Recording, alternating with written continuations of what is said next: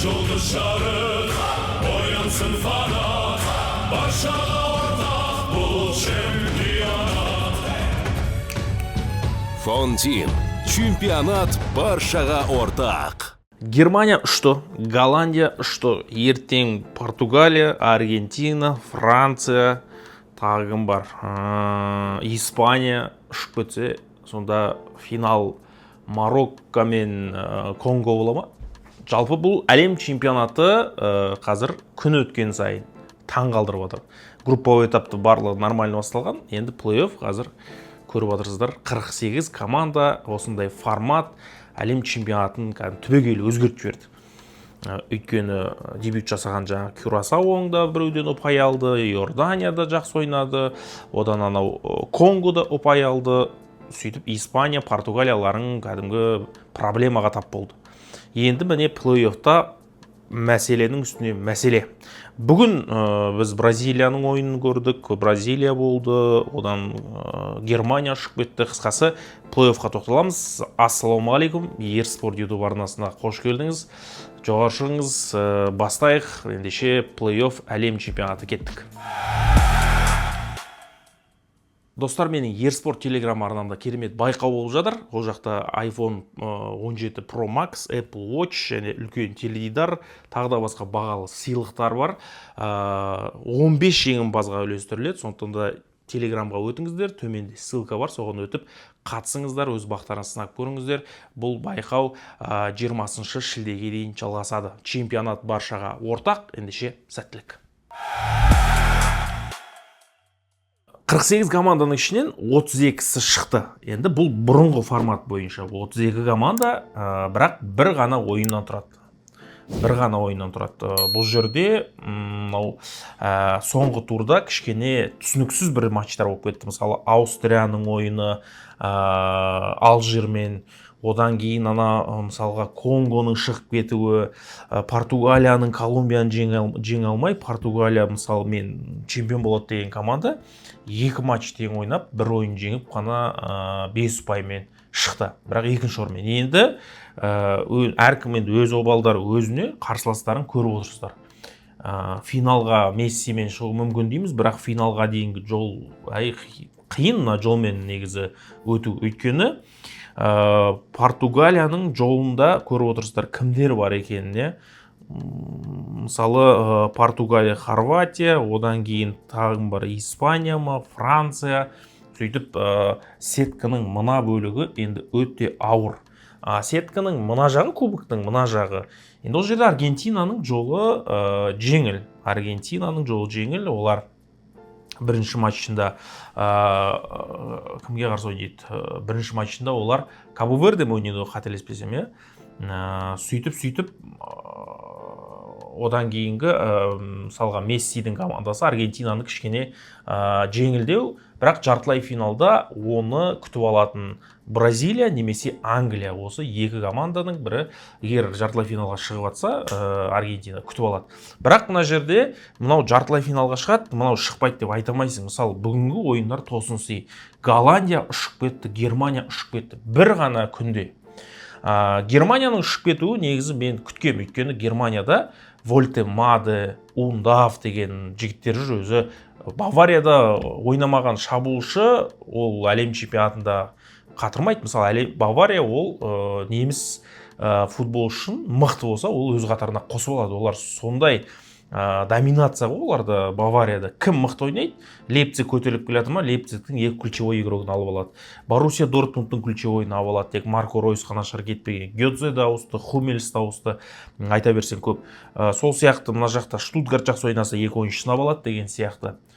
Байер ойнаса Джонатан Та сияқты ойыншыларын алып алады. Міне осындай Баварияда ойнамаған шабуылшы ол Вольтемаде деген Германияның сборныйында Мирослав Клозенің орнын басқан Вольтемаде дегенге мен қалай сен аласың? Марио Гоместің орнын Ундав басып жатыр дегенге сену қиын. Германияда құрам жоқ, Германияда состав жоқ. Йозуа Киммихтің өзі тащи алмайды бір құраманы. Ол айтады, матчтан кейін біз топ командалармен ойнаған жоқпыз, групповойда ылғи шляктармен ойнадық. Содан Парагвайдың да топ емес былайша айтсаң. Біз типа бір ойынымызды реттей алмадық, налегке аналарды ұтып кеттік та, мына плей-оффқа дайын болмай қалдық дейді. Конечно, дайын болмай қаласың, өйткені сенде құрам жоқ. Мысалы анау кім атакада бір ноунеймдар ойнап жүр Германия сборныйында. Нагельсман бұдан кейін кете ма, кетпей ма, ол Нагельсманның кінәсі емес. Мына жерде бас бапкердің ешқандай мен кінәсін көрмеймін. Юп Хайнкесті алып келсең де, бұл жерде ештеңе істей алмайды менің ойымша, өйткені құрам толық емес. Германияның ұшып кетуі мені мүлдем таңғалдырған жоқ. Парагвай боевой состав, боевой бітес, пожалуйста, 8-ден 1-ге шықты. Ал енді Голландияның кіші. Голландия Мароккодан шықты. Бұл жерде де әлі сол Вегорстқа сеніп отыр нападениеде. Вегорстқа әлі сеніп отыр. Ол жасарын тіпті жасамаған да, ол кішкенесін ғана жасаған шығар. Ол уже шаршап шал болған футбол бүгін ертең қоятын адам ол Вегорст. Соған сеніп отыр Рональд Куман. Мысалы Мален, жаңағы анау Джастин Клюверт, тағы кім бар, бұларда көп қой. Голландияда қазір Саммервиллің атып кетті, бірақ жаңағы Малендерің, Джастиндерің пенальти тие алмайды. Солардың шығып, Голландияның құрамы негізі мықты құрам. Қорғанысында Ван Дейк, ортада Де Йонг, шабуылда Гакпо. Бұдан артық қандай құрам керек? Мысалы, өте керемет, бапкері де мықты. Бірақ мына матчта Марокко тоже андай бір не подарок екенін көрсетіп жіберді. Марокко мысалға есепті 92-ші минутта теңестірді. Сонда сен ана Ван Дейктің ошибкасы бұл жерде. Ван Дейктің үстінен секіріп кетіп ұрып тұр ғой. Бұл әлем чемпионатында әлсіз қарсылас жоқ дегенді көрсетіп отырмын. Соңғы минутқа дейін күресті Марокко, голын соқты. Енді сен Голландияда скамейка бар. Сен неге оны экстра таймда пайдаланбайсың, неге нәтиже шығармайсың? Өйткені бұл жерде Марокко жаңағыдай әр клубтардың үздік ойыншылары, бірақ ол клубтар топ емес. Ашраф топ, Хакимидің ойнайтыны, жаңа Брайм Диастікі топ, бірақ басқа командаларына қарабайым ойыншылар ұжымдасып келген кезде командалық ойын шешіп кетеді бұл жерде. Анау пенальти кезінде ма, экстра тайм кезінде ма, қол жайып кәдімгідей дұға жасап жатыр ғой, бата беріп жатыр, дұға жасап жатыр. Бұл не дегенді білдіреді? Бұл команданың ішкі атмосферасы. Команда, мен анау дін жағына қарай кетіп қалып жатқан жоқпын. Просто бұл жерде команданың ішкі атмосферасы жақсы. Команданың алға көздегені бар. Анау Еврода Португалиямен ойнаған кезде де мен көрген бұлардың қандай мықты команда екенін. Сондықтан да Марокконікі бір сенсация емес. Марокко Голландияны ұшырып жіберді. Голландияда мінез жоқ. Ван Дейк команданың бір моторы боламаған сияқты осы ойында. Немесе Де Йонгта көп моменттер болды, соға алмады. Тіпті Марокко ойында шешіп тастайтын моменттер болды. Ашраф Хакими ана жерде пас берсе гол еді, оныкі өзі тепті перекланады дейді. Сондықтан бұл жерде Мароккода әлі ширек финалға шығатын мүмкіндік бар. Неге? Өйткені оның ширек финалда қарсыласы Канада. Канаданы мына Марокко кәдімгі жүріп өтеді менің ойымша. Жүріп өтеді.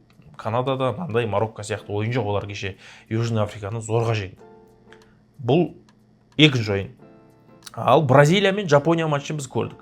Енді қимайсың Жапонияны, жеңіліске қимайсың, әлем чемпионатында жүргенің қалайсың. Бұл жапондар деген өзі ойыны да мықты, тәртібі да мықты, жанкүйерлері де мықты, жанкүйерлерінің жаңа тәртібі де мықты, бұлардың сабырлығы да мықты. Мен өз көзіммен көрдім, жаңағы бразилиялық тренер Америкада болғаннан кейін бұл сыра деген кәдімгі тегін беріліп жатқанда ағыл тегіл бітпейтін сыра. Ол сөйтіп тойлап отырып көретін матчты. Содан кейін анау Жапония бірінші тайм жеңіп жатыр, соға алмай жатыр, содан әбден ішке жиналған ызаны аналар шығарады ғой, эмоцияны екінші гол салған кезде. Және свисток болады, 2-1 жеңеді, сол кезде аналар шығарады, кәдімгі енді бастан тепкеннен кейін ол неше түрлі айтады. Карнавалда той тойлап қалған адамдар олар. Сөйтіп ана жапониялықтардың жаңағыдай жүгесіне тиіп, беттеріне келіп айғайлап, сондай моменттерді мен көрдім. Жаңағыдай бір жігіттер болды, сөйтіп қызбалыққа салынып кеткен. Сондағы мен ана жапониялықтардың сабырлығына ырза болдым да, мәдениетіне ырза болдым. Қанша жерден сөйтіп айғайлап, оған тиісіп сөйтіп жатса да, спокойно өзінің игроктарына шапалақтап, тренеріне шапалақтап тұрғанда не айтып жатса да, вообще қыстырып тұрған жоқ. Ана жерде сен болшы, немесе біз болайықшы, ана жерде қыран, топан, төбелес, кто не прав, сондай болып кетеді ана жерде.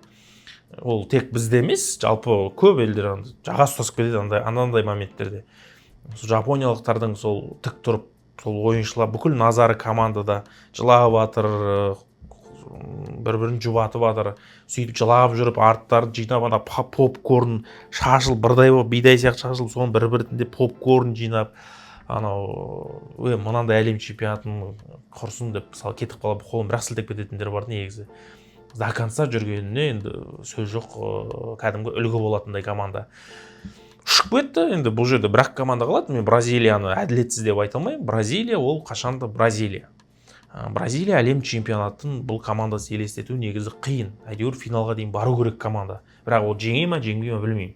Мартинелли болсын, Эндрик болсын, Винисиус, Бруно, бүкілі кәдімгі бір-бірін жақсы түсінеді. Бразилияда Анчелотти жап-жақсы команда шығарған. Неймарды да жақсы әкелген. Неймар көріп жатсыздар, Каземиромен қалай отношениесі. Бразилияның алтын құрамы келіп алған ғой. Анелерін, брачкаларды поддержка жасайық деп. Зубастик, Роналдо, Роналдиньо, Бебе, бәрі жүр. Бебето, тағы кім бар ана жерде, Кака, бүкіл звездный состав брачкалары қолдау көрсетейік деп отыр. Аналар братандарын доғын сезініп жатыр да, ана жерде. Наяқтан жанкүйерлер бір сәтке де ауыздарын жаппайтын жағындай. Соңына дейін ойнап Бразилия, үйтпесе Бразилия бола ма, соңына дейін ойнап, жеңіп, 1-8-ге өтіп кетті. Енді Бразилияның жолы Англия ғана кедергі болуы мүмкін. Одан кейін ары қарай енді Аргентина. Бұл жақта өзінің бір таласы бар. Өйткені жаңағындай кейбір шұрым-бұрым командалар жиналып қалған. Мына жақ енді серьезный, жаңағы Португалиясы бар, Испаниясы бар, Франция, Швеция, осы жақта. Сондықтан да осы жақтың бәсеке текетіресі мықты болатын сияқты. Енді алда әлі 1-16-ның ойындары жалғасып жатыр. Франция, Швеция. Бұл жерде де француздар бір өтіп кетеді деп айту сенімді айта салуға болмайды. Өйткені шведтерде Александр Исак, Виктор Дюкериш сияқты жігіттер любой момент ойынның погодасын өзгерте салуы мүмкін. Одан кейін енді Кот д'Ивуар мен Норвегия мысалы. Африкалық командаларды кеше көрдіңіздер, мысалы анау өзбектерден жеңіліп атты да, қалай екінші таймда 3 голды пытырлатып тастады. Енді бұл жерде олардың физикасына айтқым келеді. Норвегияда викингтар оңай емес, ол жақта Эрлинг Холландтың бір өзі жетеді. Бірақ кез келген африкалық командадан қауіптену керек. Сондықтан да қазір 1-16-ның ойындарына мынау железно өтеді деп айту өте қиын. Железно деген Германияң ұшты, Голландияң ұшып кетті. Көрдіңіз ба? Сондықтан да алдағы матчтарға бір нәрсе айту қиын. Енді 1-8-ге өткен командалар сол Бразилия өтті, Парагвай өтті, Марокко өтті, Канада өтті. 4 команда. Енді бұл видео шығам дегенше тағы біраз команда өте ме, өтпей ме? Енді оны монтажерға байланысты, монтаж қалай жасайтынына, бірақ өтпейді ол. Енді Франция, Швеция, сол түбі Франция ілініп жаңа Дембеле, Мбаппе тұрған кезде қимайсың олар ұшып кетеді деп. Енді олар өтті дейік. Мына жақтан Норвегияны өткен жақсы. Өйткені кішкене битва болады. Сөйтіп финалға бит барады. Бірақ мына жерде бүгінгі ойындарға қарап, кәдімгідей шок болып қалдық. Бүгінгі ойынға қарап финалға Португалия мен Аргентина барады, немесе Испания барады деп айту қиын. Мен Португалия чемпион болған қалаймын, Роналдудың чемпион болған қалаймын. Жолдары ауыр. Көреміз енді алда не болып тұрған. Мына жақта Парагвай жеңіп жатқан кезде Португалия ұтылып қалмайтын жер еді. Оларда да шанс. Парагвайдың шансы болған кезде Португалияның шансы километр болады. Сондықтан да бұл әлем чемпионатында бір түсініксіз ойындар әр матч сайын қайталана береді. Оның үстіне мына жақта мысалы Америка құрама штаттарында күн ыстық. 12-де басталды. Бүгін Бразилия мен Жапонияның ойыны түскі 12-де басталды. Шанхай түс. Күн ыстық. Бірақ енді кондер бар, стадионда ыстық жоқ. Төбесі жабық, кондер ұрып тұр, сап-салқын. Бірақ биыл әлем чемпионатына көп футболшылардың, сарапшылардың, болельщиктардың бір наразылық білдіруі, ол жаңағы су ішетін уақыт. Мысалы 3 минутқа перерыв, ол рекламный, ол ешқандай ыстыққа байланысты емес, ол рекламный пауза. коммерческий перерыв хоккей, баскетболдағыдай футболға да енгізді сондай. Бұл темп басады. Бұл жаңағыдай қызып терлеп тұрған адам салқындап қалады. Анау кондер ұрып тұрған кезде сен терлеп шылқып тұрсаң, сен 3 минутта әжептәуір терің басылып қалады. А бұл не үшін? Бұл жаңа сырасы бар, анаусы бар, мынаусы бар, демеушілердің жарнамасы. Теледидардан да сол жарнама, мына жақтан да жарнаманы ұрып қояды, леттен музыка қосып қояды, соған аналар болельшіктер билеп тұрады. Бұл темпті содан кейін қосады, 6 минут, 7 минут, 8 минут қосады біріншті. 90 минут емес, қазір примерно біліп тұрасың, бір матч 2 сағат болады. 12-де басталса, ол 2-де бітеді, одан ерте бітпейді, өйткені қосымша қосатын уақыттар бар. Сонда 4 перерыв қой. Ортада, бірінші таймның ортасында 3 перерыв. Көрдіңіз бе? 3 минуттан және 15 минут. Бұл ойынның темпін азайтады. Мынау матчтағы болып жатқан нәрселердің осының да несі кедергісі бар.